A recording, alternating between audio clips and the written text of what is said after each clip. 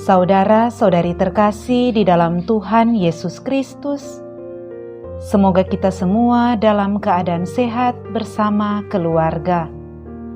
Saat ini marilah kita mendengarkan bacaan kitab suci dan renungan harian Jumat 16 Juli tahun 2021.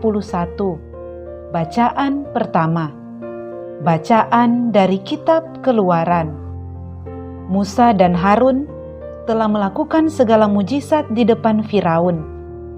Tetapi Tuhan mengeraskan hati Firaun sehingga ia tidak membiarkan orang Israel pergi dari negeri Mesir.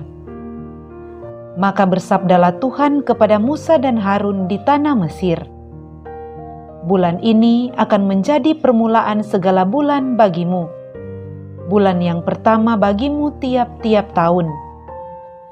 Katakanlah kepada segenap jemaat Israel, pada tanggal 10 bulan ini, hendaklah diambil seekor anak domba oleh masing-masing menurut kaum keluarga, seekor untuk tiap-tiap rumah tangga. Tetapi jika rumah tangga itu terlalu kecil jumlahnya untuk menghabiskan seekor anak domba, maka hendaklah ia bersama dengan tetangga yang terdekat mengambil seekor menurut jumlah jiwa.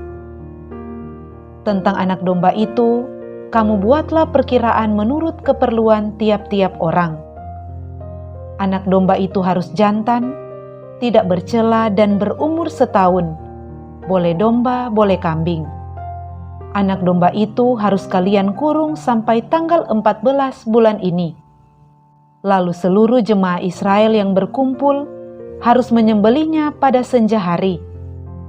Dari darahnya harus diambil sedikit dan dioleskan pada kedua tiang pintu dan pada ambang atas rumah tempat orang makan anak domba itu. Pada malam itu juga mereka harus makan dagingnya yang dipanggang. Daging panggang itu harus mereka makan dengan roti tak beragi dan sayuran pahit. Janganlah kalian memakannya mentah atau direbus dalam air, tetapi hanya dipanggang di api, lengkap dengan kepala, betis, dan isi perutnya. Janganlah kalian tinggalkan apa-apa dari daging itu sampai pagi. Apa yang tinggal sampai pagi harus dibakar habis dalam api. Beginilah kalian memakannya: pinggang berikat, kaki berkasut, dan tongkat ada di tanganmu. Hendaknya kalian memakannya cepat-cepat. Itulah Paskah bagi Tuhan. Sebab pada malam ini aku akan menjelajahi negeri Mesir, membunuh semua anak sulung, baik anak sulung manusia maupun anak sulung hewan, dan semua dewata Mesir akan kujatuhi hukuman. Akulah Tuhan. Adapun darah domba tersebut menjadi tanda bagimu pada rumah-rumah tempat kalian tinggal.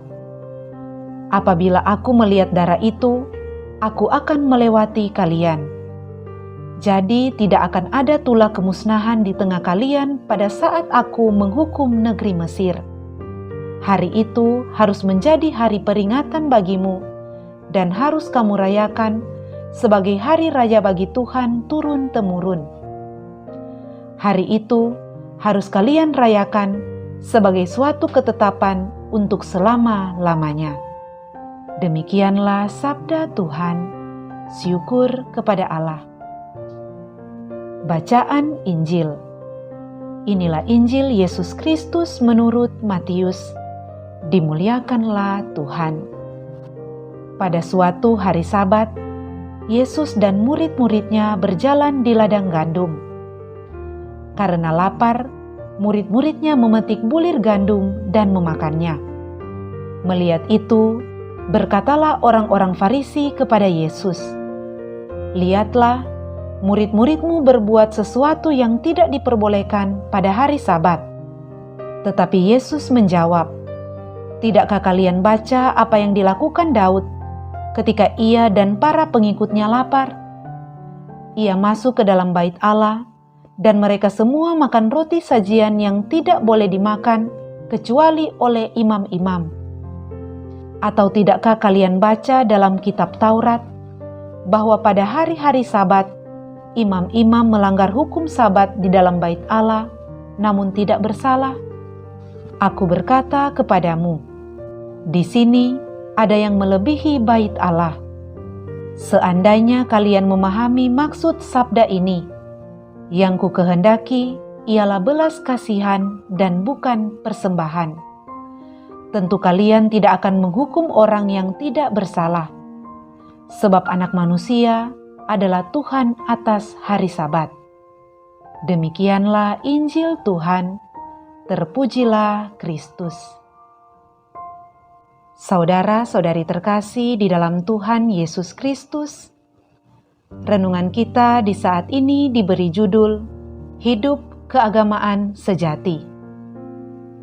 Saudara-saudari terkasih, sabda Tuhan berkata, yang ku kehendaki ialah belas kasihan dan bukan persembahan. Injil hari ini berkisah tentang murid-murid Tuhan Yesus yang pada waktu itu sangat kelaparan. Tuhan Yesus pun mengizinkan waktu para murid memetik bulir gandum, kemudian memakannya untuk mengatasi rasa lapar. Masalahnya, itu adalah hari Sabat. Hal itu membuat orang-orang Farisi begitu marah. Para murid dianggap melanggar hukum Taurat. Tampaknya, orang-orang Farisi itu merasa menjadi kelompok yang paling baik menjalankan hidup keagamaan. Namun Tuhan Yesus memberi mereka sebuah pelajaran berharga. Kadang ada orang berpikir bahwa hidup beragama itu baik jika sudah menaati peraturan dan perintah-perintah secara harfiah. Hidup keagamaan menjadi begitu kaku dan bisa menjadi kurang manusiawi. Ada orang justru menderita dan terancam kematian karena menjalankan peraturan agama yang tidak tepat. Sedangkan yang Tuhan kehendaki adalah belas kasihan, pengampunan, dan keselamatan bagi manusia dengan menjalankan dan menghayati perintah-perintahnya. Saudara-saudari terkasih, dari kebenaran itu kita memahami bahwa hubungan kita dengan Tuhan tak bisa dilepaskan dari hubungan kita dengan sesama.